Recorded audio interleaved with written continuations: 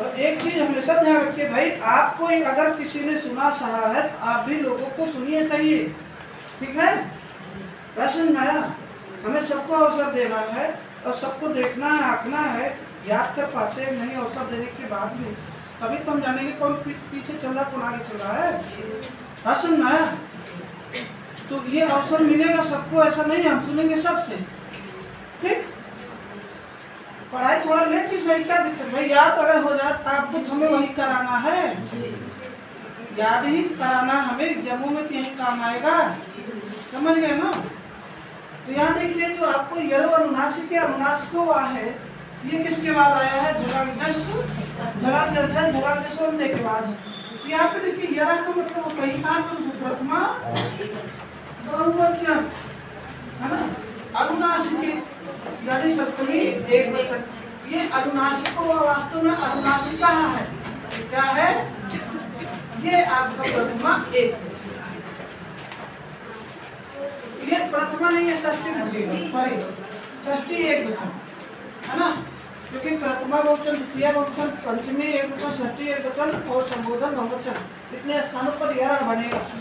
यह प्रत्याहार है, रकारांत है, व्यंजनांत के 5 रूप लगभग देखने को मिल जाते हैं, है ना। कह रहा है यह प्रत्याहार के बाद में क्या हो, सप्तमी है ना, जहाँ षष्ठी हो के कहा कर लीजिए, जहाँ सप्तमी हो बाद में इस तरह कर लीजिए, यानी यर के बाद में, के बाद में, षष्ठी बोले तो के और ये बोले तो में पर, यदि बाद में होने पर, अर्थात यर के बाद में अनुनासिक होने। अब इधर प्रथमा जो है तो जिसके बाद में कहा जाए उसी का परिवर्तन, षष्ठी का यहाँ मिले यर का परिवर्तन अनुनासिक में हो जाता है, अर्थात अपने अनुनासिक में हो जाता है, सीधा समझिएगा। ये क्या षष्ठी एक वचन का रूप है, ये सप्तमी एक वचन का। अब वचन मान लीजिए गोली, हम विभक्ति केवल ध्यान रखिए, षष्ठी का प्रतिचिह्न क्या है, सप्तमी का में पर, प्रथमा का कुछ में है अथवा कुछ भी नहीं, है ना। तो अब आप समझिए क्या रहा है, यर किसके ऊपर लगा है, षष्ठी के ऊपर, मतलब यर के ऊपर 6 लिखा है ना, तो हो जाएगा यर के, और ये अनुनासिक के ऊपर सब 7 लिखा है, इसका मतलब था अनुनासिक बाद में होने पर, यानी यर के बाद में अनुनासिक होने, ये परिभाषा इतनी बना लिए, यर के बाद में अनुनासिक होने। अब यहाँ पे प्रथमा है, अब परिवर्तन किसका करना है, जिसके का के जिसके साथ लगा उसी का, यानी यर का परिवर्तन अनुनासिक में हो जाता है, पहले मोटा मोटा जानिए, है ना। करा यर के बाद में अनुनासिक होने पर यर का परिवर्तन अनुनासिक में हो जाता, लिखा हुआ, लिखा का हुआ, तो वा का मतलब क्या होता है, विकल्प से, का मतलब क्या होता है, विकल्प। अगर हम करें विकल्प से ठीक है, ना करना चाहे जो संधि हमें दिख रही होगी वो कर लेंगे, है ना। यानी विकल्प से किसमें होगा, तो ये आपका मतलब विकल्प होता है, यानी विकल्प से अनुनासिक हो रहा है, समझ में आया। विकल्प से क्या हो जाएगा, अनुनासिक हो जाएगा, यानी हम चाहे तो करें अथवा ना करें। अगर करते हैं तो हमारा जो कहना वही करना पड़ेगा, नहीं करते कोई और सूत्र लगा के वही करना पड़ेगा, समझ गए ना, समझ गए। जैसे एतत् धन मुरारी, यही है ना, एतद् धन मुरारी है, अब एतद् धन मुरारी है तो यहाँ जरा समझ लीजिए, अभी कुछ लिखना एकदम मना है, एतद् धन मुरारी। अब यहाँ दा के बाद दा हमारा यर के अंतर्गत आता ही नहीं, जरा हम ये देख 5 से लेकर कहाँ तक, 13 तक, तो ये दा कहाँ मिलता है, 10वें में, यानी इसके बीच में 10 उपस्थित है, यानी ये यर के अंतर्गत आया, आया ना। बाद में कह रहा अनुनासिक बड़ महानुनासिक बड़ है, तो ऐसी स्थिति में दा के बाद अनुनासिक बड़ है तो दा का परिवर्तन किसमें, अपने पंचमाक्षर में ना में हो गया, तो हो जाएगा क्या, ये हो गया ना। अब कह रहा है ये नियम वैकल्पिक है, इसका मतलब और भी कुछ कर सकते हैं। अब और कुछ अगर करें तो ये कहाँ का झट था, तो हम देखते हैं किसका है। अब देखिए इस चूक का हमने पढ़ लिया, ये यहाँ पे टावर तो है, लेकिन इधर आपका बड़ा साया चावल नहीं है, है ना। या आपका मूर्धन्य 60 वर्ग नहीं, मतलब स्थित काम नहीं करेगा। जरा जरा हम अब जस्ट शब्द देखते हैं, यहाँ झल प्रत्याहार का बड़ा बाद में झस है नहीं है, नहीं है ना, तो यहाँ वो भी नहीं काम कर रहा है, क्योंकि बाद में अगर यहाँ स्वर होता तब भी हम जस्ट शब्द कर देते, यानी कोई सूत्र काम नहीं कर रहा है, यानी इसका डायरेक्ट हो जाएगा एतद मुरारी। समझ में आया? यानी एतद मुरारी या यही रह जाएगा। समझ में आया? यहाँ कोई संधि कार्य नहीं हो रहा तो वही रह जाएगा। क्लियर हुआ इतना? एक सब क्लियर हो गया ना? तो यही ये कहता है कि यह प्रत्याहार के वर्णों के बाद यदि कोई भी अनुनासिक वर्ण दिखाई दे तो यह प्रत्याहार के वर्णों का परिवर्तन अपने ही अनुनासिक वर्ण में विकल्प से हो जाता। समझ गए ना? अब यह में देखिए कौन कौन से वर्ण आते हैं। यह में आपके अंतस्थ आगे, कौन आगे? यानी कुल मिलाए के हा को छोड़कर सभी व्यंजन, कुल मिलाए के हा को छोड़कर सारे, भाई अंतस्थ आ गया, या वाला ये आ गया, उसके बाद 1 2 3 4 5 आ गया, फिर तीनों सा आ गए। तो अगर हम इसमें देखते तो क्या मिला? हा को छोड़कर सभी व्यंजन आ रहे हैं ना, क्लियर में हा को छोड़कर सारे व्यंजन आ जाते हैं, तो इसका मतलब सभी व्यंजन। अब इसका तो अपना अनुनासिक होता नहीं है, अनुनासिक किसका होगा? सभी वर्गों के वर्णों का है ना, तो इन्हीं का पंचमाक्षर बन सकता है, इसका भी नहीं बन सकता, इसका भी नहीं बनता। अब यहाँ पे कहा गया इनका बढ़ाने के लिए हम या है तो या कह सकते हैं, वह है तो वहाँ कह सकते हैं, ला है तो अनुनासिक की प्रत्येक चिन्ह के रूप में इस्तेमाल कर सकते हैं, है ना। रा को भी रा के नाम से जाना जा सकता कहने, लेकिन रा की सत्ता ही अलग होती है। आगे चलकर यहाँ सिद्धांत को निकालने कुछ रहा है ना, बस ना अभी उस पर चर्चा होगी।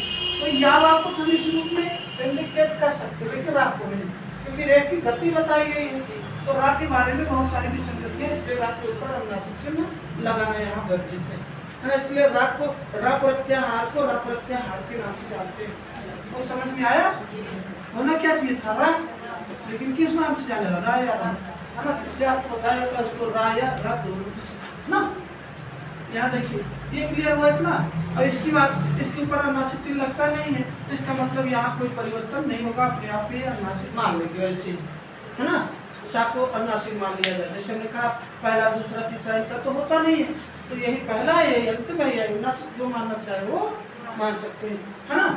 तो यहाँ भी अगर हम अनुनासिक इसको करना चाहेंगे तो ये सा सा सा इस तरह हम बना सकते हैं अगर आवश्यकता पड़ी तो, है ना। तो वास्तविक परिवर्तन कहाँ देखने को मिलता है? यहाँ।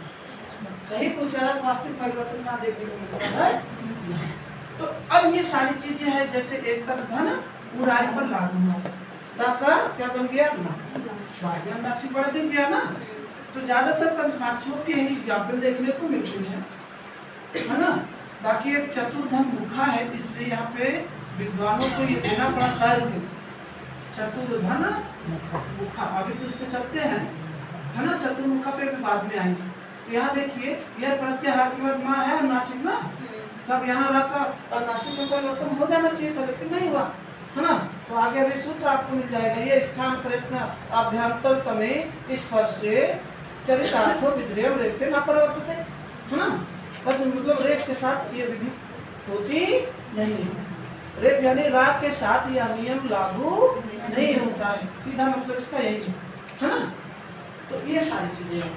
तो यहाँ करें स्पर्श से चरितार्थ, यानी स्पर्श वर्णों में ही चरितार्थ होता है, दिखाई देता है, रेख में यह नियम दिखाई समझ रहे हैं ना। तो अभी उसकी व्याख्या बाद में, पहले इसको लिख दो फटाफट, है ना। यह रो अनुनासिक के अनुनासिको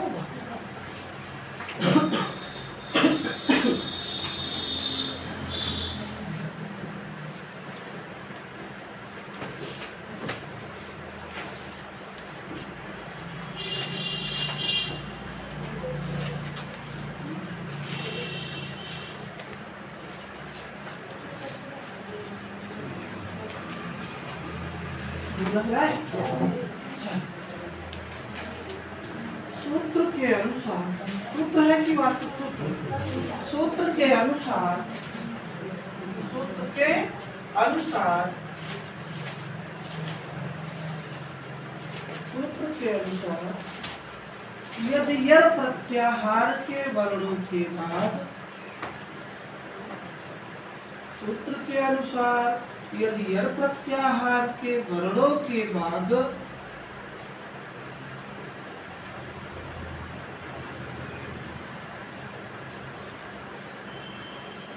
सूत्र के अनुसार यदि यर प्रत्याहार के वर्णों के बाद अनुनासिक वर्ण हो तो सूत्र के अनुसार यदि यर प्रत्याहार के वर्णों के बाद, सूत्र के अनुसार यदि यर प्रत्याहार के वर्णों के बाद अनुनासिक वर्ण हो तो यर का परिवर्तन, यर का परिवर्तन बोले तो यर प्रत्याहार के अंतर्गत जो वर्ण आएंगे है ना, तो यर का परिवर्तन अपने अनुनासिक में, तो यर का परिवर्तन अपने अनुनासिक ब्रेकअप में पंचमाक्षर, तो यर का परिवर्तन अपने अनुनासिक ब्रेकअप में लिख लेंगे पंचमाक्षर, पंचम धन अक्षर बराबर पंचमाक्षर ना, अपने अनुनासिक है ना, अपने अनुनासिक यहाँ लिखने में हो जाता, अपने अनुनासिक ब्रेकअप में पंचमाक्षर में हो जाता है।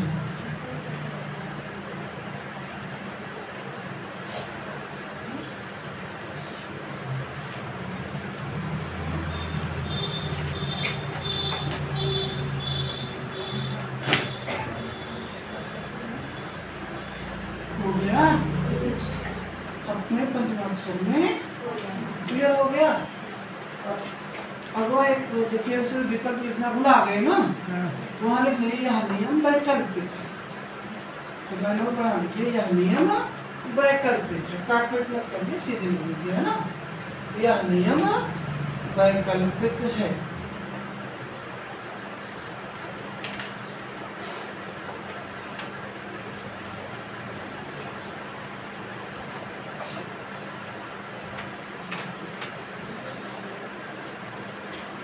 हो गया जी।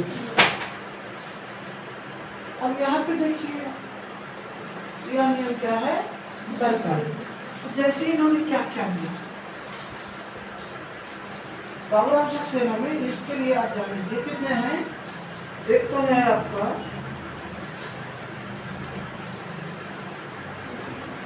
एतद मुरारी, दूसरा है सदमाशा और सट नगरिया है ना, ये तीन है ठीक। बाकी तीन जो है प्रत्यय भाषायाम नित्यम का है, ठीक है, प्रत्यय भाषायाम नित्यम का। ये तत्व धन मात्र में ये भी सीखा क्या, मात्रा च प्रत्यय का क्या से सकता है,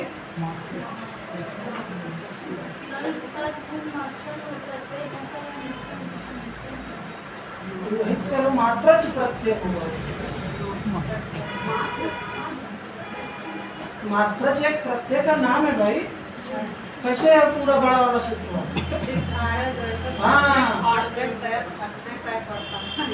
डाला तो ऐसा मात्रा मात्रा करके है ना, उसमें मात्रा प्रत्यय है भाई। तो ये जो तद धन मात्रम है ये आपका प्रत्यय भाषा में करता है, ये तीनों समझिए। एतद धन मुरारी। अब इस एग्जाम्पल पर इन्होंने कहा यानी हम वैकल्पिक है, इन्होंने क्या दिया पहले, एतद धन मुरारी कहा, यही कहा ना, ऐसा है मुरारी, मुरारी कहा है ना।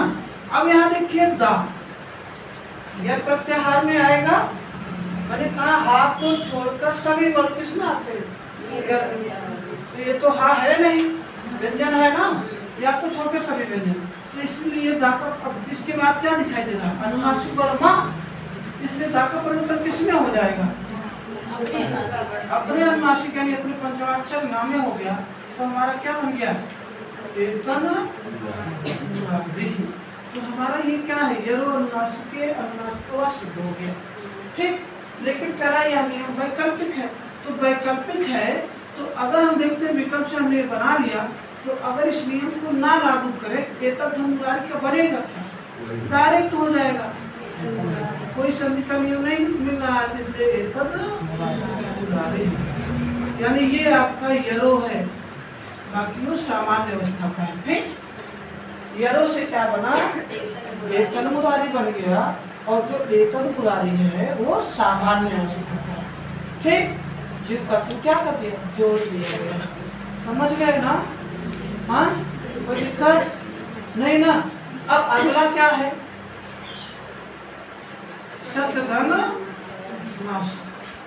अब ऐसी स्थिति में सत्य नाश, संख्या जो सत्य है ये अपने आप में पूर्ण पद है ना?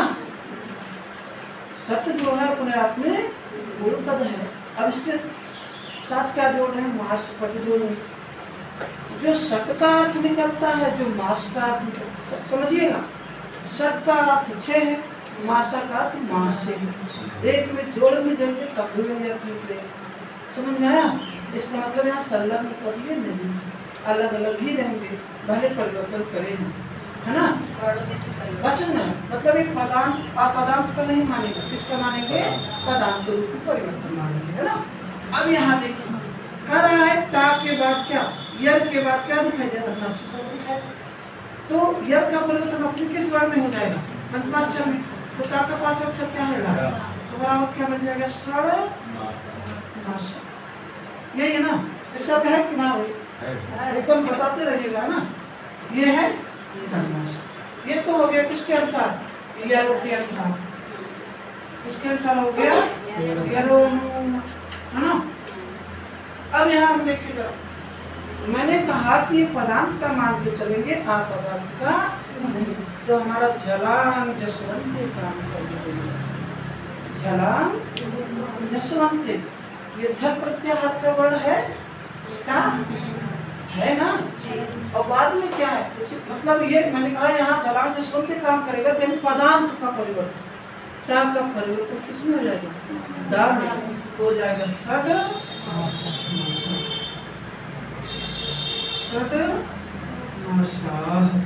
इस तरह, है ना? तो सडमासा जो बना, ये झलांग जसवंत यहाँ लागू हो गया, यहाँ कोई सूत्र नहीं लागू हो रहा था, है ना? अगर हम झलांग जसवंत करते हैं, झलांग जसवंत करते हैं, तब तो दा है, ये है का तीसरा, समझ गए ना? तो आपको मतलब ही नहीं है, समझ में आया? ये आपने सद मासा एक सामान्य परिस्थिति का होगा, और ये किसका होगा, यरो अनुनासिक के अनुनासिक को वापस, तो ये विकल्प से बन रहा है, यानी यरो अनुनासिक के जो कह रहा है ये यहाँ लागू हो रहा है। अगर यरो अनुनासिक नहीं करते हैं क्या बनेगा, सद मासा बनेगा। समझ आया? तो ये हो गया, आगे चलिए। सर इसके झना को सुनते हैं, इसके बाद कोई स्वर हो या फिर झल लास्ट में, हाँ, तो ये पदांत का है ना, ये सड और मासा अलग अलग पद है, यहाँ थोड़ा थोड़ी ना है, समझ नहीं के स्ट्रेस दिया देख रहे हैं। ये हमेशा जानिए, इसको स्ट्रेस देकर लिखेंगे तभी शुद्ध माना जाएगा, एक मिनट मिलाए दो खराब खत्म गलत, जवाब 10 यहाँ लागू नहीं, अब यहाँ लागू हो गया ना, कुछ समझ में आया ना? पदांत का हो गया सत्य, या फिर उसके बाद कोई स्वर हो, कब इतने साधारण भाव में आपने किसी को बताया था पदार्थ आप पदार्थ ना, अब यहाँ कंफ्यूज होने का कोई मतलब ही नहीं है। मैंने कहा था जब दोनों पद अपने सेम अर्थ को अलग रहते हुए भी दे और एक साथ मिलने के बाद भी दे, तो वो पदार्थ था। हाँ, यही तो हम कल बताए थे, मैं पदार्थ मान रहा हूँ उसे, तो पदार्थ अगर मानेंगे तो सत आपका पद के अंत में क्या दिखाई देगा, लेकिन उसके बाद नहीं है, जल कहाँ बाद में झस मांगता है, जल नहीं मांगता सर। उसमें मतलब ये है किसी पद के अंत में झल प्रत्याहार का वर्ड हो, हाँ। जैसे मतलब हो गया वाक का वाक बना है, सुहित का सुहित बना है, तो अंत में क्या होगी, या फिर उसके बाद झल के बाद कोई स्वर हो, उनका क्या मतलब अब आगे आगे आगे पहले बताते हैं बताओ ये मासा अलग पद है भाई, जलमुख गर्जत पदार्थ का माने हो, हाँ, वही विराट है। जी सर। सीधी बात, जलमुख गर्जत की तरह इसको जानो। पहली बार समझ में आया जब आपको स्पेस दी है। तो यहाँ सड मासा जलमुख गर्जत का मैंने क्यों लगाया? मतलब कि सट में हुआ। नहीं सर, आपको जैसे ये करना, जैसे जलमुख गर्जत, तो गा तो है झल, हाँ, झस है, झस। झल में भी तो गा आएगा। हाँ, झल में भी आएगा। लेकिन माँ जो है वो झल में नहीं आ रहा। नहीं आ रहा। तो कोई दिक्कत थोड़ी नहीं, उससे कोई मतलब नहीं। उससे नहीं लेना देना भाई। ये पदार्थ जब हम मान लिए तो हमें पहले पद के अंत में देखना है, पदियम का हो, उससे कोई मतलब नहीं है। जैसे जलमुख गर्जत है ना, जलमुख गर्जत है, तो जलमुख गर्जत ये जब पदार्थ का मान रहे हैं, समझिएगा। पदार्थ कहता है झलान जसवंते, झलान जसवंते। तो यहाँ कह रहा झल प्रत्याहार का परिवर्तन जस में हो जाता है। कह रहा झल प्रत्याहार का बल किसी पद के अंत में, तो ई पद अंत में झल लिखा हुआ नहीं। गा तो झल में आएगा। इस पद के अंत में लिखाइए, नहीं है ना? तो हमें इससे कोई लेना देना यहाँ भाई। झलान जसवंते हमारा जब लग रहा है इसमें, तो हम देख रहे हैं जलमुख भर गर्जत में। गर्जत से कोई मतलब नहीं। सुन लो, सुन लो, सुन लो, समझिए आपकी बातों को, समझ लीजिए, हमारा भी प्रश्न सुनिए। अब आपने कहा कि यहाँ ये कह रहा है झल प्रत्याहार का वर्ण किसी पद के अंत में हो। अब हम दो पद देख रहे हैं, एक टी ई हो, एक टी हो। एक अंत में देखा था तो यहाँ स्वर देखा था, हम वो इसके इसके पहले अंत वाला में देख रहे हैं तो का दिख रहा है। इसका मतलब अगर पदार्थ का है तो हमारा इस पद से कोई लेना देना, हमारा परिवर्तन किसमें है? इसमें है, इसको पदार्थ माना गया है। वैसे ही आपका सट धन मासा है, ठीक। और कल यही बतिया आपको किलो के माध्यम से बताया गया था ना। मैंने कहा पदार्थ अपदार्थ कैसे को आप खुद समझोगा, है ना। जलमुख गर्जत है, तो जलमुख गर्जत अगर हमारा साधारण दिमाग देखा जाए तो जलमुख धन गर्जत, समझिएगा। यहाँ वर्ग का पहला, यहाँ वर्ग का तीसरा है, तो हमारा यहाँ झलक जस धस काम कर रहा है। तो देखने से लग रहा है ये किसका है? आप पदार्थ का है, यही ना, यही लग रहा है ना। तो ऐसी स्थिति में का परिवर्तन गा में हो जाएगा, चाहे झलक जस बोलते बात सुने, चाहे झलक जस, दोनों यहाँ दिखाई पड़ रहा है, लेकिन माना क्या गया है? पदार्थ। तब यही तो हम आपके कंफ्यूजन को दूर किए थे। और इसको लिखा कैसे गया है? जल मुग, फिर उसके बाद हल्का सा स्पेस करके गर। अगर ये अपदार्थ का होता तो यहाँ स्पेस नहीं होता, ऐसे होता। समझ गए ना? अब यहाँ स्पेस दिया, इसका मतलब ये पदार्थ का है। तो यहाँ अब ये पदार्थ का है और अपदार्थ, दोनों बातें यहाँ लागू हो रही हैं, है ना। पदार्थ अपदार्थ दोनों बातें लागू हो रही हैं। तो हम कैसे यहाँ इस कंफ्यूजन को मिटाएं, है ना। उसके लिए हम चलते कहाँ? बुध धन धापर, बुध धन धापर। तो अब यहाँ पे बुध और धा देखा गया। बुध माने क्या होता था? वृद्ध, वृद्ध, वृद्ध का मतलब बढ़ना था। ध्यान दीजिए, मैं अर्थ लेकर गया था ना, और इसका मतलब धारण करना, यानी वृद्धा, वृद्ध माने बढ़ना, बढ़ना धारण करना। तो इसका मतलब बुद्धा नहीं होता है, लेकिन इन दोनों पदों को अगर मिला दिया जाए क्या बन गया? वृद्धा। वृद्धा माने क्या होता है? बूढ़ा, है ना। तो यहाँ जब अलग अलग पद थे तो इनका अर्थ अलग अलग था, जब एक में मिल गए तो इनका अर्थ बदल गया, बदल गया ना। तो इसका मतलब ये हुआ अपदांत का पद हम उसे कह सकते हैं जब दो अलग अलग पद अर्थवान हो अथवा अर्थवान ना हो, दोनों एक में मिलकर किसी नए अर्थ का निर्माण कर ले, तब वो अपदांत का मान लिया जाएगा। तब जो जब दोनों पद अलग अलग अर्थ को दे रहे हैं, मिलने के बाद भी वही अर्थ बरकरार है, तब किसका हो जाएगा? पदांत। तो यहाँ सट धन मासा है, सट धन मासा। सट माने 6, मासा माने माह। अभी दोनों जोड़त है अर्थवा देखो ना, तो इसका मतलब किसका है? पदांत। ये तो किलो निकल के आया था कल, पूरा मान लिए थे, समझ गए ना।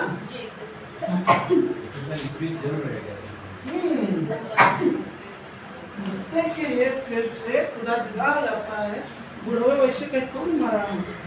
आगे चले, सट धन नगर यह, है ना, सट धन नगर यह।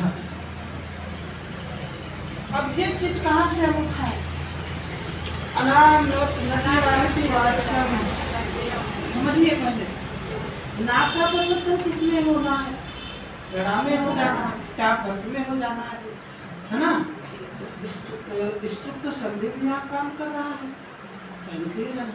यानी अगर हम यरो अनुनासिक के अनुनासिक को देखें तो क्या का परिवर्तन किसमें हो जाएगा? गड़ा में हो जाएगा। तो वो क्या जाएगा? सड़। वास्तविकता ये है, क्या हो गया? सड़। ये तो यरो के तहत हुआ, ठीक। अब यहाँ ये नाक कड़ा पहले ही बतलाया जा चुका है, टा और नाक का क्या होता? योग होता है। तो यहाँ नाक का परिवर्तन जब कर दिया जाता है, यहाँ नाक का परिवर्तन किसमें हो जाएगा? गड़ा में। किसके कारण? स्टोत्र के कारण। तो क्या बन जाएगा? सड़, है ना? सड़। अब एक चीज यहाँ समझिए, एक चीज यहाँ समझिएगा, अगर हम यरो अनुनासिक के अनुनासिकों का नहीं करना चाहे यहाँ पे, तब भी हमारा क्या आएगा? यही बन जाएगा। तो यही बनेगा, तब ये आपका षड नगरिया हो जाएगा, है ना? बस ना। तो ये आप जानिए इसको, ये यहाँ षड नगरिया हमने कर लिया। किसके तहत? यहाँ कई सूत्र लग जाएंगे, ध्यान देते रहिए। ये आपका सप्तम नगरिया, ये यरो अनुनासिक हुआ, इसलिए ये भी लगा है, ठीक। यरो अनुनासिक केवल इतना काम करता है वास्तव में। वास्तविकता यह है कि यरो अनुनासिक का काम कितना है? केवल इतना। यहाँ पे क्या हुआ? ये यरो का काम हुआ, है ना? जानते रहिए। फिर ये किसका काम हुआ? स्तुत्व का। किसका काम हुआ? स्तुत्व का, है ना? किसका काम हुआ यहाँ? लेकिन अगर हम यरो अनुनासिक के अनुनासिक को वर्णन करना चाहे तो इसमें क्या होगा? मेरा क्या होगा कार्य? षड् बनेगा। तब क्या होगा? षड्। पहला क्या बनेगा? समझिएगा, षड् क्यों होगा? तो सबसे पहले षट् नगरिया का हमारा षट नगरिया हो जाए। किसके कारण? के कारण। किसके कारण? के कारण। समझ गए ना? ये बात समझ में आई। अब इसके बाद से षट नगरिया। अब षट नगरिया जैसे हमने किया, अब उसके बाद हम क्या देखते हैं? नाकाड़ा तो बन गया क्योंकि स्तुत्व काम किया। अब स्तुत्व के बाद हम देखते हैं जस्ट संधि भी काम कर रहा है कि नहीं कर रहा है ना? जस्ट संधि काम कर रहा है कि नहीं कर रहा है। तो ऐसी स्थिति में हमने देखा टा का डा में परिवर्तन किया जा सकता है। टा का डा में किया जा सकता है। अब यहाँ चाहे जलांग जस लगा ले, चाहे जलांग जस लगेगा नहीं, क्योंकि बाद में तीसरा चौथा बल होना चाहिए। घर का तीसरा चौथा ना, लेकिन बाद में तीसरा चौथा नहीं है, तो हम क्या कर सकते हैं? षड लगाएंगे। तो अगर हम क्या करते हैं? जस्त संधि करते हैं, ये षड तो होगा, लेकिन रगरिया में यहाँ स्पेस हो जाएगा। समझ में आया? ये स्तुत्व कर सकते हैं इस तरह, है ना? लेकिन जो हमें देखने को मिलता है सप्तम नगरिया केवल एक ही पद मिलता है ना? जो मान्य है सर्वमान्य। अब उन्होंने विकल्प की बात की है, तो विकल्प की बातों में ये सब नहीं, क्योंकि वहाँ शुरुआत में सप्तम नगरिया बराबर षड् कर ही दिया गया है ना? समझ में आया? तो यहाँ ये सब क्या हो जाते हैं? गलत हो जाते हैं।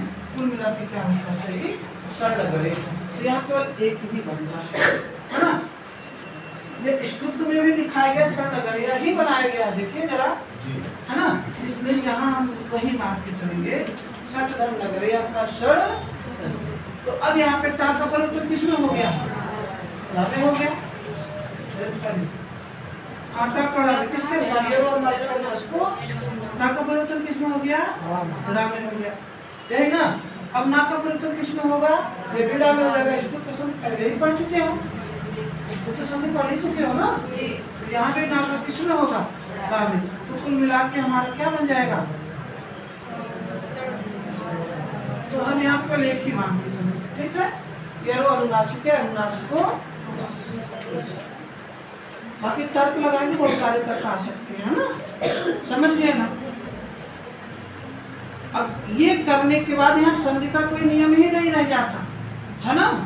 और एक चीज जानिए, उन्होंने विकल्प से कहा है ना, समझिएगा जरा, विकल्प से कहा है तो हमारा ये लेखनी कहीं मिलती नहीं है, ये लेखनी कहीं मिलती नहीं, ये हम सिद्ध कर सकते हैं, है ना, कि विकल्प अगर ना हो तो क्या बन सकता है, यरो अनुनासिक है, अनुनासिक या अनुनासिको व विकल्प ना हो तो हमारा क्या बन सकता है, तब आप कह सकते सर्वनाशाह बन सकता है, एक मुरारी बन सकता है, और इसमें यरो अनुनासिक व अनुनासिको ना हो तो टा का ही परिवर्तन जो हो पाए हम कर सकते हैं, यानी डाबे सड लगरिया।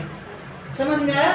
तो इसका अगर हम यरो अनुनासिक अनुनासिको में न लागे तो एक ही पद आप जान के चलिए, सड लगरिया। क्या बनेगा? सड, बाकी और कुछ नहीं बनेगा। समझ में आया? नहीं आया? अब देखा कुछ समझ में आइए, जब कहीं लिखा ना लिखा ना पछतावा बहुत, है ना। यहाँ देखिए सट धन न करिए, इतना समझ में आया? कह रहा है टा के बाद अनुनासिक वर्ण हो, टा का परिवर्तन किसमें हो जाएगा? तो हमारा क्या लिखना चाहिए? सड़ यही लिखना चाहिए ना। इतना कर लिए, इतना आपने कर लिया, यहाँ समझ में। अब यहाँ फिर से समझेगा, सट धन नगरिया। अब जरा आ जाओ अनाम लोक नगरी अच्छे से। अब यहाँ हम देखते हैं इधर क्या है, टा वर्ग है, स्तुत्व संधि भाई। स्तुत्व संधि कहता है मूर्धन्य सा छोटा सा अथवा ता वर्ग के योग में मूर्धन्य सा या टा वर्ग दिखाई दे, तो टा वर्ग का परिवर्तन टा वर्ग में और सा का परिवर्तन मूर्धन्य सा में हो जाता है। तो ये ना है ना, दरिया का परिवर्तन अपने वर्ग का पांचवा टा वर्ग में जाए, क्या मिलेगा? यानी ये लगरिया यहाँ पहले से ही बताया जा चुका है, लगरिया का लगरिया हो जाएगा, है ना। और यहाँ टा के बाद क्या कोई अनुनासिक वर्ण हो, अब एक भुला है, अब एक ने साथ ही देखा, और क्या साथ देखा, टा के बाद अनुनासिक वर्ण है, टा का परिवर्तन किसमें कर देंगे? टा बनी। अब समझ में आई? कहाँ समझा? ये ना समझ गए ना? में आया? ये तो हुआ किसका? यरो अनुनासिके अनुनासिको वाक्। इतनी बात समझ में आ गई? अब कहता है कि अगर इसमें यरो अनुनासिके अनुनासिको व सूत्र ना लगाए तो इसका क्या बन सकता है? इसका क्या बनेगा? अगर हम यरो अनुनासिके अनुनासिके ना लगाए तो यही रह जाएगा, तो क्योंकि और कोई नियम दिख ही नहीं रहा है, इसका तो यही रह गया ना। अब इसमें अगर ना लगाए तो इसमें एक नियम दिख रहा है, जस्तु शब्द का लगा सकते हैं, तो हाँ जस्तु का लगा सकते हैं, तो ये क्या बन सकता है? सदमाशा बन सकता है। और यहाँ अगर हम अनुनासिक ना लगाएं तो हमारा टा का परिवर्तन लोढ़ा में नहीं होगा, सब किस में होगा? डा में। बाकी नगरिया का नगरिया वो बनेगा, स्तुत्व संधि काम करेगा ना। यहाँ इसका क्या बन जाएगा? सद लगरिया। अब यहाँ पे ये वैकल्पिक की बात जो किया उसके लिए ये बताया जा रहा है, समझ में आया? जबकि लेखनी में ये सब कुछ समझ में आया कि नहीं? अभी नहीं आया? आ गया ना? तो कुल मिला के यह कुल उतार ला होगा पूरा है, अब समझ में आएगी, है ना? बस समझना, ज्यादा पचड़ा पड़ेगा, ज्यादा कंफ्यूजन, पहले थोड़ी समझा, बाद में ढेर समझ लिया, ठीक है? क्लियर हुआ अब ना? तो यह अनुनासिक अनुनासिको से यही बना है, तन मुरारी ही हाँ अच्छा दा है, सही तो है, सही तो है। अच्छा समझ में आवा कि ना है? सर एक क्वेश्चन है। हाँ सर इसमें बाबूराम सक्सेना में लिखा गया, जैसे आपने सूत्र का पूरा बताया, हाँ यरो अनुनासिक अनुनासिक हुआ, सूत्र के अनुसार यदि यर प्रत्याहार के वर्णों के बाद अनुनासिक वर्ण हो तो यर का परिवर्तन अपने अनुनासिक में हो जाता है, या नियम वैकल्पिक है। बट इसमें आगे थोड़ा सा और जोड़े हैं बाबूराम सक्सेना, और यदि किसी प्रत्यय का अनुनासिक वर्ण आगे हो तो नित्य होता है, यही नहीं समझ पा रहे हैं। तो उसके नीचे देखिए एक सूत्र लिखा है, प्रत्यय भाषा या नित्य वर्ण का बताइए ना कि नहीं, वो उसकी व्याख्या है, इसको कहेंगे। इसीलिए तुमने कहा बाबूराम सक्सेना, शक से ना देखो, है ना? बाबूराम सक्सेना को शक से ना देखो। चलिए नाम भी बड़ा प्यारा है, शक से नाम।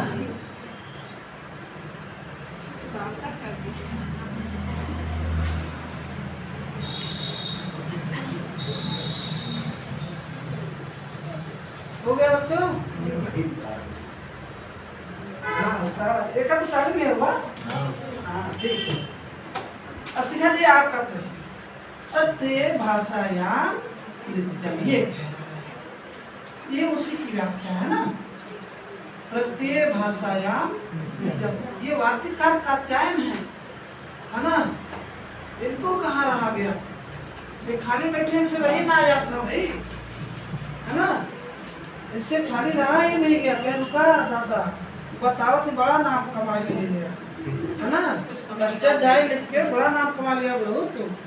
तो जो देखिए बुढ़े जब मतलब बुजुर्ग उस समय जब आते हैं उनको चिड़बड़ी होती है, तो उनके सामने दर्द की बात करता है ना, तो लाठी फेंक मारा थे, दबला लेते हैं, है ना। बस न कुछ इस तरह का आपने देखा है,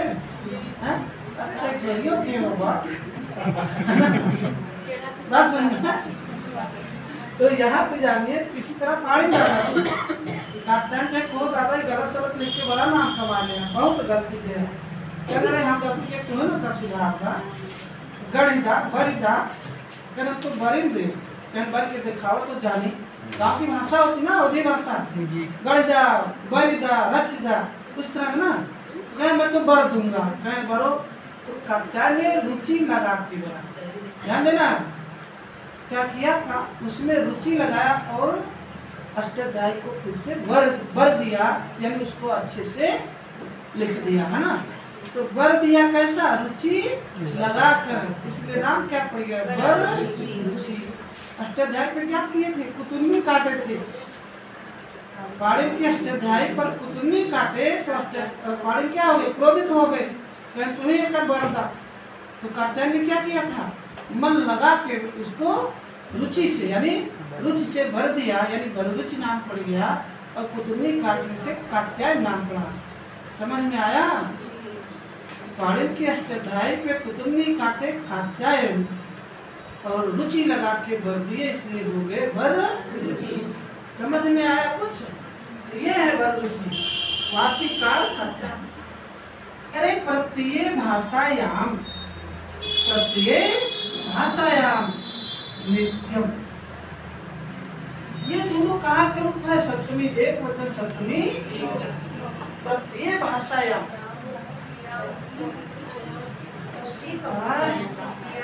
अच्छा, लता के लतायाम कहाँ बने, दक्षी, ये हमारे ना भूला है, एक PhD कह चुका है याम वाला। बस ना 2013 में पहली बार जब टेट का एग्जाम दिया था अपने जीवन में, तो उसमें आया था मालायाम में विभक्ति और वचन बताओ, है ना। तो मैं कक्ष में आगे दूसरे बेंच पे बैठा था, हमारे आगे मुस्लिम महिला बैठी रही, और एकदम पीछे वाले सीट पे कार्नर पे मेरा एक दोस्त था, मित्र था, है ना, उसी को सेम कोचिंग में पढ़ने वाला। तो मुझे वही नहीं आ रहा था, माला यहाँ में षष्ठी बहुवचन है कि सप्तमी एक वचन है, ये कंफ्यूजन होता रहा।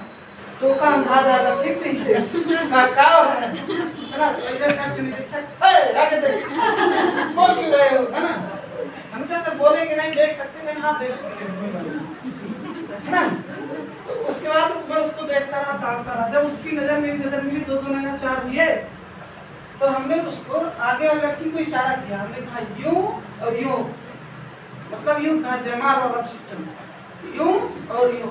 तो क्या कर रहे हो, कुछ नहीं कर रहे हो। उसने पहले 7 उंगली उठाई, उसके बाद एक बोला, तो सही लिया बस ना।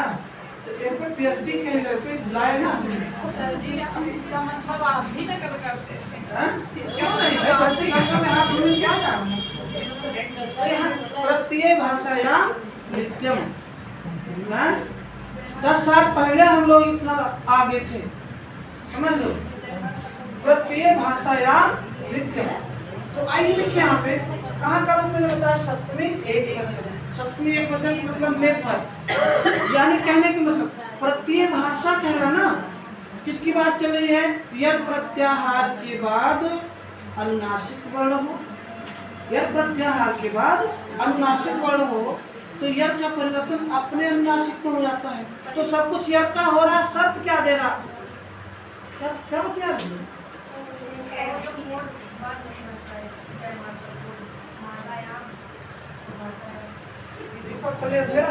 काम करिए, यहाँ पे देखिए ये कहा प्रत्यय भाषायाम है ना, ये कहा करो तो सप्तमी एक वचन, और क्या किया गया अनुवृत्ति किस पे दिया है, यरो अनुनासिक, अनुनासिक को वहाँ पे दिया है।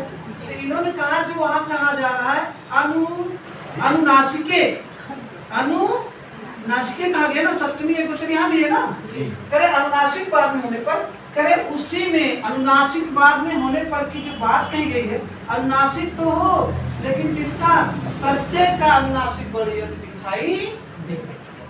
ध्यान देना, प्रत्यय भाषा मतलब किसी प्रत्यय का अनुनासिक वर्ण, किसके, यर के बाद।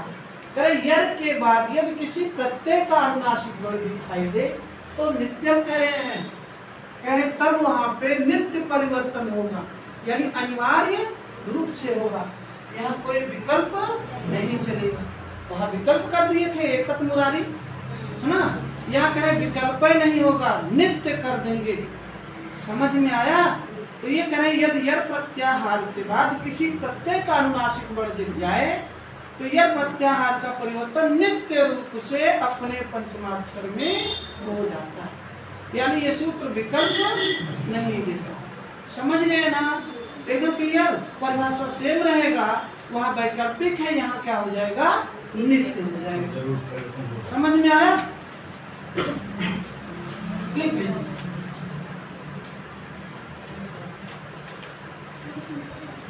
ये कर लिए, कल लिखे फटाफट। इस वार्तिक के अनुसार कात्यायन ने बताया कि,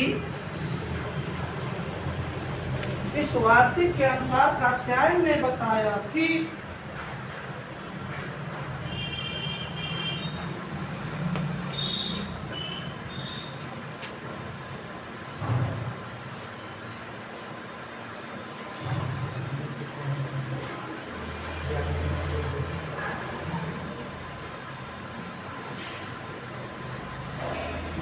व्याख्यान में बताया कि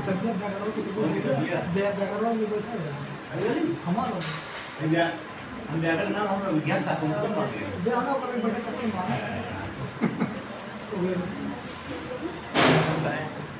बताया कि मार खा बिगाड़ दे। तो यहाँ पे देखिएगा, यदि यर प्रत्याहार के बाद, यदि यर प्रत्याहार के बाद किसी प्रत्यय का अनुनासिक वर्ण हो तो, किसी प्रत्यय का अनुनासिक वर्ण हो तो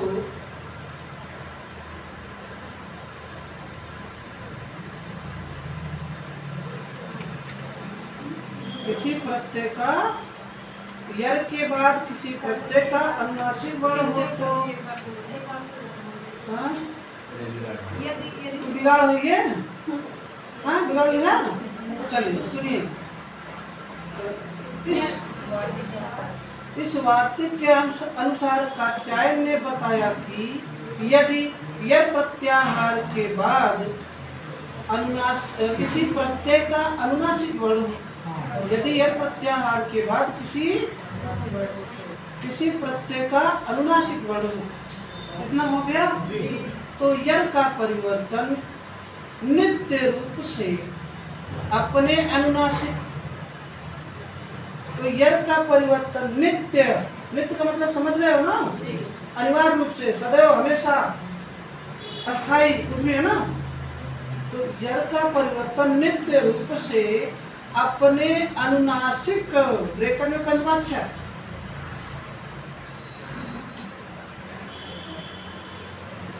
तो यर का परिवर्तन नित्य रूप से अपने अनुनासिक ब्रेकर में पंचमाक्षर ब्रेकर बंद में हो जाता है, में हो जाता है।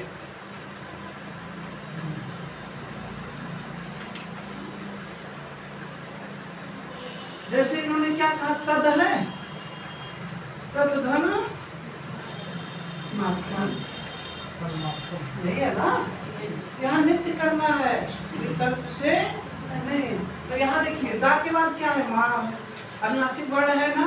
अब ये मात्रम जो हमारा है ये प्रत्यय का माँ है, प्रत्यय का पद है कि नहीं है, तो इसके लिए आ जाइए, इसमें कौन सा प्रत्यय, मात्रच प्रत्यय है, फिर ढाड़ा है ना, इस तरह सूत्र है। मात्रच प्रत्यय का क्या से लगता है, मात्र है, और मात्र का तो नपुंसक, मतलब नपुंसक ही वचन करेंगे, मात्र नहीं बनेगा ना, तो ये शेषांत है मात्रच प्रत्यय का, मात्रच प्रत्यय का शेषांत है।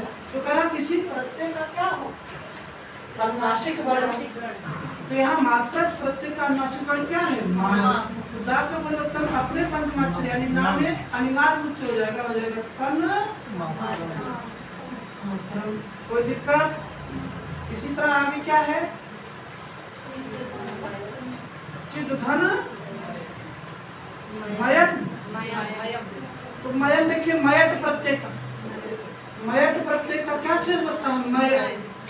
अब मैं से होता पुलिंग बनाएंगे तो मया हो जाएगा, स्त्रीलिंग मया हो जाएगा, नपुंसकलिंग मय, तो यही है, समझ गया ना। तो चिद धन मया मय यानी किसी प्रत्यय का माँ है ना अनुनासिक वर्ण, तो यहाँ दा के बाद माँ अनुनासिक दिखाई दे रहा हो, ये प्रत्यय का, इसलिए क्या हो जाएगा, दा का प्रयोग किसमें, ना में, तो क्या हो जाएगा, चिन्ह मयम। अगला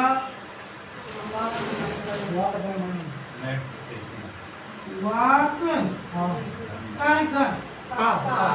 वाक धन यही है ना। अब यहाँ देखिए ये भी मैट प्रत्यय का माँ है, अनुनासिक वर्ण है, का के बाद क्या है, अनुनासिक वर्ण है, तो का परिवर्तन अपने पंचमाक्षर में हो जाएगा, तो क्या बन जाएगा ये, वांग, चाहे यश लिखला और चाहे यश लिखला, कवियों जैसे लिखा हो, ऐसे ही लिखा ना, ऐसे मांग, कोई दिक्कत है ना। ये है प्रत्यय भाषायाम नित्यम। इसके बाद आ गया तोरली।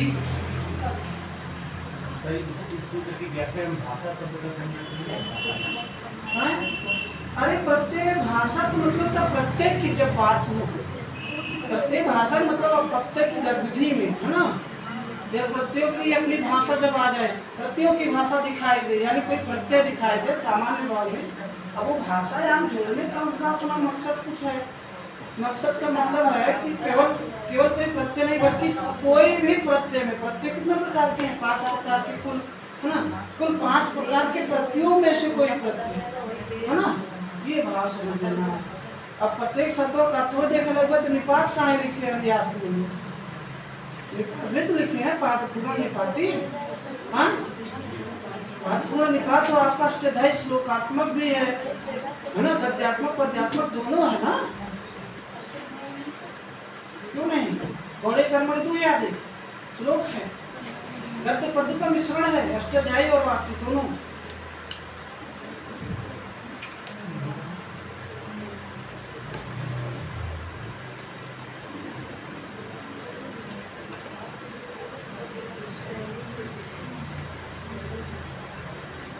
हो गया।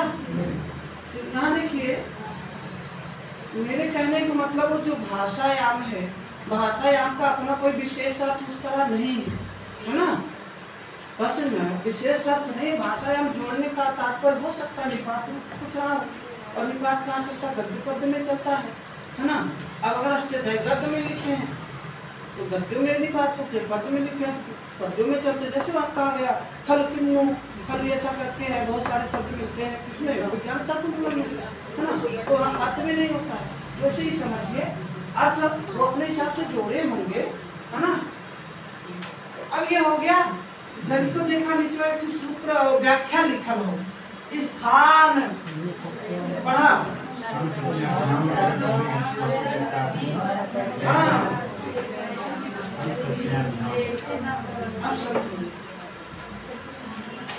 सवर्ण संज्ञा का संज्ञा सूत्र क्या है, तुल्यास्य प्रयत्नम असमर्थ। इन्होंने क्या कहा, स्थान प्रयत्नाभ्याम, स्थान प्रयत्नाभ्याम अंतरतमे, अंतरतमे मतलब क्या होता है, आपस में आपस की तुलना में, स्थान माने उच्चारण स्थान, है ना। और प्रयत्नाभ्याम मतलब आभ्यंतर यत्न, जब उच्चारण स्थान और आभ्यंतर यत्न की आपस में क्या कर दी जाए, तुलना किया जाए, है ना। कुल मिला के वहाँ सबल संज्ञा देखने की बात कर रहे हैं, है ना।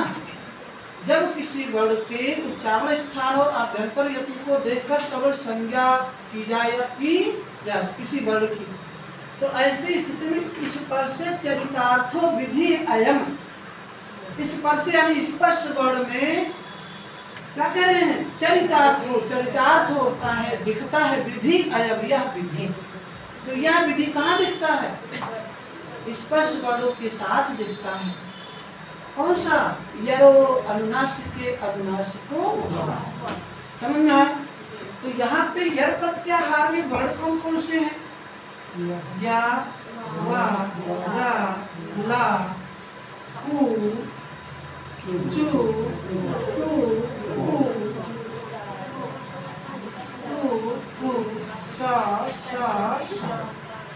इनका कहीं आपने देखा है उच्चारण स्थल और आभ्यंतर यत्न दोनों अगर मिलाया जाए तो केवल एक के वर्ण देखा ही है ना।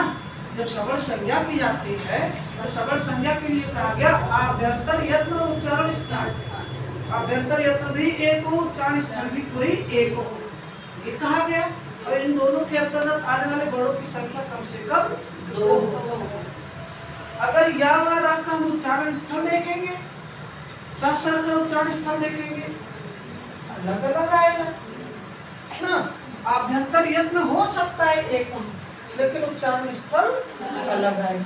ये हुआ ना, जब उच्चारण स्थल अलग आया और कंपेयर किया गया तो मासा निकालने पर कितने वर्ण की प्राप्ति होगी, एक की होगी।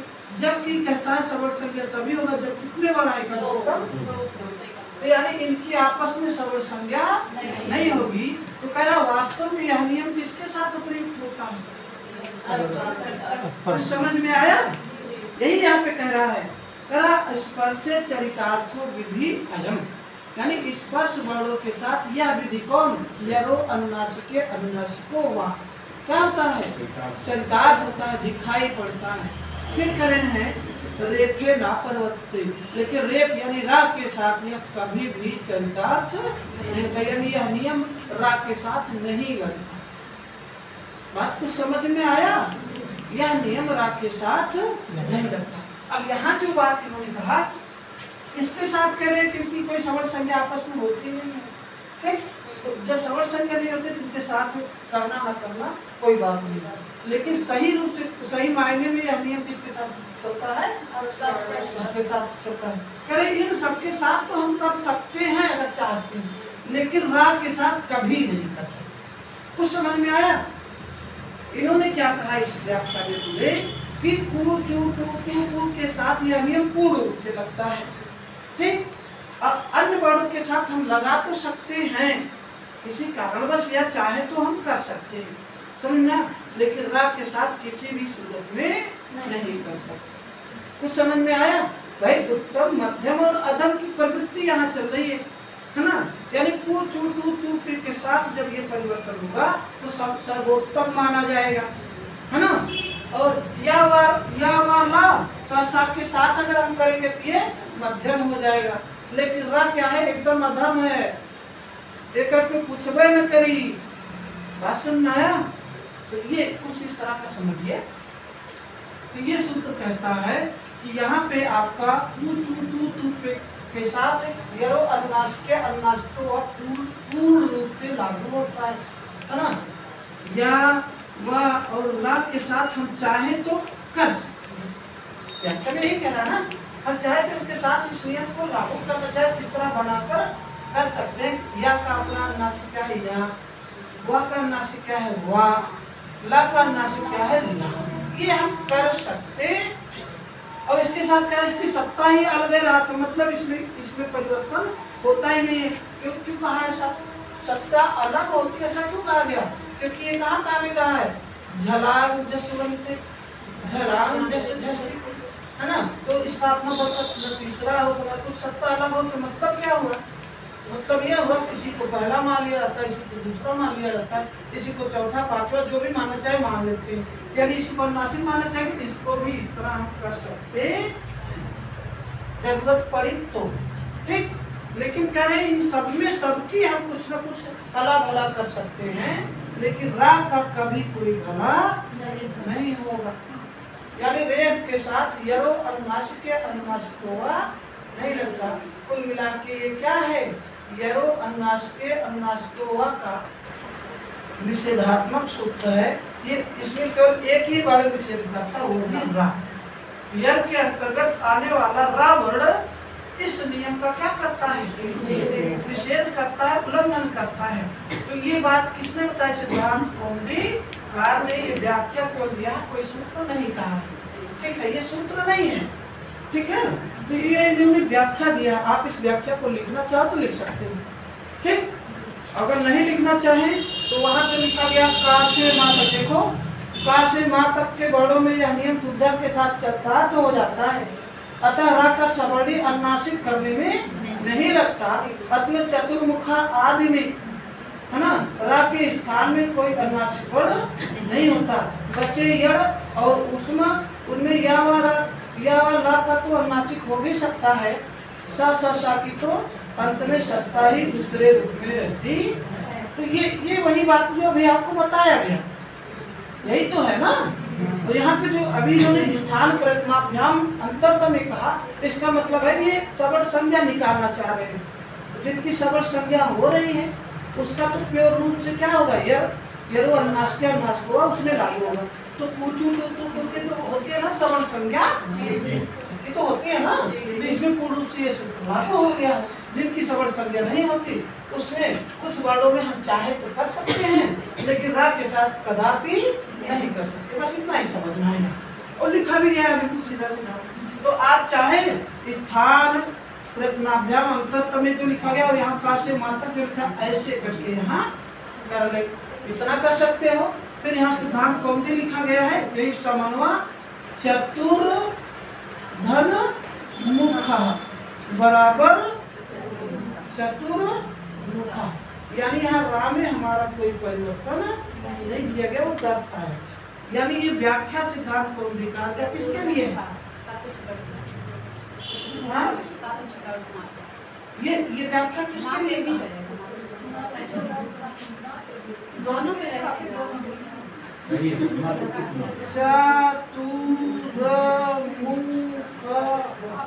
अब सही बना।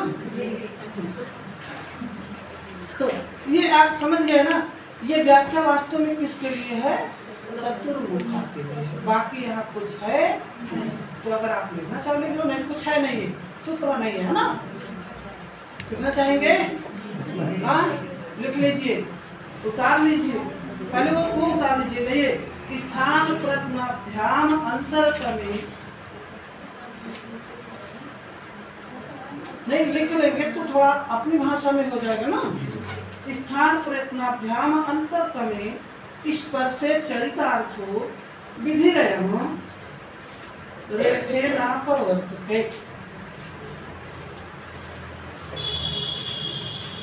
स्थान प्रयत्नाभ्याम अंतरतः में स्पर्शे चरितार्थो विधिरयम् रेफे न प्रवर्तते। ब्रैकेट में सिद्धांत कौमुदी, है ना, किस व्याख्या के अनुसार है, सिद्धांत कौमुदी की व्याख्या के अनुसार है आपका, है ना। तो यहाँ जो स्थान प्रयत्नाभ्याम अंतरतः में जो कहा गया है, वास्तव में किसके लिए है, सबल संज्ञा। सीधा सीधा उसका मतलब क्या हो गया, सबल संज्ञा।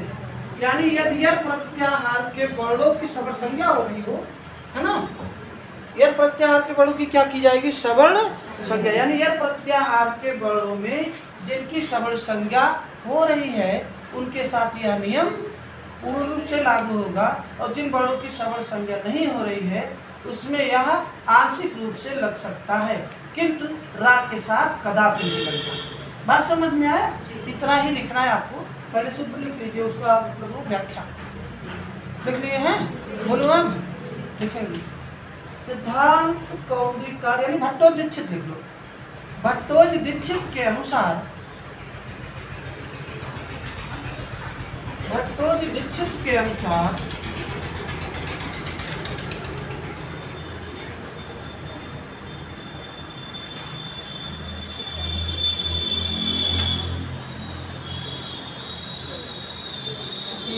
अनुनासिक डाट डाट करके इन्वर्टेड कामा में कर लीजिए, है ना। यरो नू ना करके एक जीरो बढ़ाइए, डाट डाट करिए, उसके बाद इन्वर्टेड कामा कर लीजिए, है ना। बटोज दीक्षित के अनुसार यरो, उसके बाद डाट डाट कर लिए, आगे लिखिए। सूत्र में आने वाला यर प्रत्याहार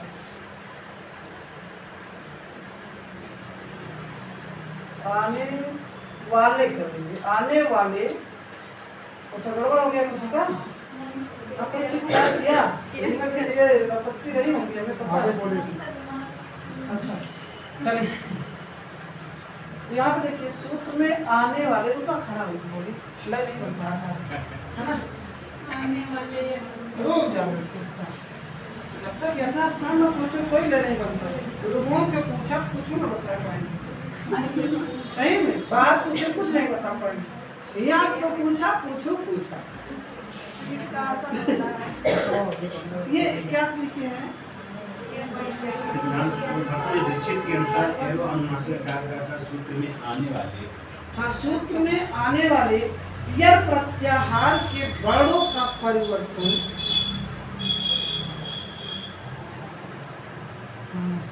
यर प्रत्याहार के वर्णों का परिवर्तन तभी हो सकता है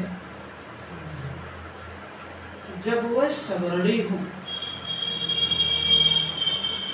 तभी हो सकता है जब वह सवर्णी हो या सवर्ण हो,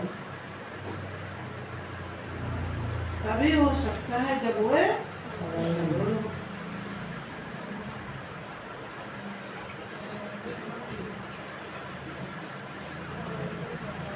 ये हो गया। अब उसके बाद अर्थात तक लिख दीजिएगा, है ना। अब यहाँ मूल व्याख्या आप चलेगा, अर्थात, अर्थात इस नियम के अनुसार, अर्थात इस नियम के अनुसार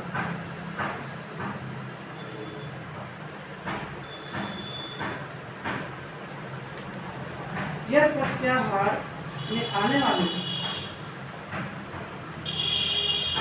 यह प्रत्याहार में आने वाले सवर्ण वर्ण, सवर्ण वर्ण स्पर्श, सवर्ण वर्ण स्पर्श के साथ, सवर्ण वर्ण स्पर्श के साथ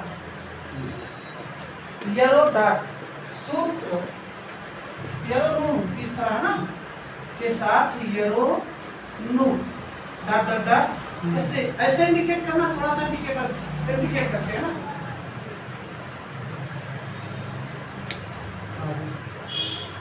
यह प्रत्याहार में आने वाले सवर्ण वर्ण स्पर्श के साथ यरो नू, है ना। सूत्र पूर्ण रूप से लगता है, सूत्र पूर्ण रूप से लगता है या कार्य करता है, कुछ भी अपने भाव में, है ना। पूर्ण रूप से लगता है, किंतु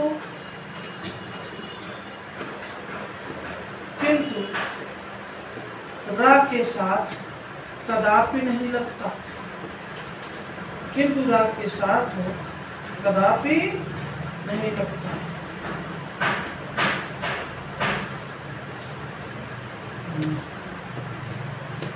अर्थात रा में कोई परिवर्तन नहीं होता, अर्थात रा में कोई परिवर्तन नहीं होता। तो थोड़ा सा इंडिकेशन इससे क्लियर हो जाएगा ना, हाँ इंडिकेशन क्लियर हो जाएगा, क्योंकि ये व्याख्या जब तक लिखा है नहीं पौधना तब तक समझ नहीं है। सही बात तो ये है ना। कह रहा है कहीं छूटा तो नहीं किसी का, रा के साथ नहीं लगता, क्या लिखे हैं, रा के साथ नहीं लगता, अर्थात रा में कोई परिवर्तन, जैसे चतुर धनुखा बराबर चतुर मुखा। यहाँ तो यरो अनुनासिक है, अनुनासिक का काम तो कर रहा है ना, बाद में माँ है तो यहाँ रा का अनुनासिक में परिवर्तन होना चाहिए था, लेकिन रा का अनुनासिक कह रहा है, हो भी नहीं करता, यहाँ कतई नहीं करेंगे, मत करिए। तो मिला के चतुर्मुखा के लिए व्याख्या दिया गया है ना। चतुर्धमुखा बराबर चतुर्मुखा। हेडिंग डालेंगे कोरली ब्रैकेट में लिखेंगे लत्व संधि, है ना। तो इसकी चर्चा कर करते हैं। तोरली, तोरली का विग्रह क्या होगा? तो धन ली। तोरली है, इसको किसके नाम से जाना जाता है? लत्व संधि, क्योंकि लागे परिवर्तन होता है इसलिए लत्व संधि कहा गया। अब यहाँ इसका विग्रह हो जाएगा तो धन ली, है ना क्यों? तो ये इतना तो यहीं पे ध्यान दे दीजिए, जल्दी आइएगा, 5 मिनट से ऊपर में लगेगा, देखते रहो।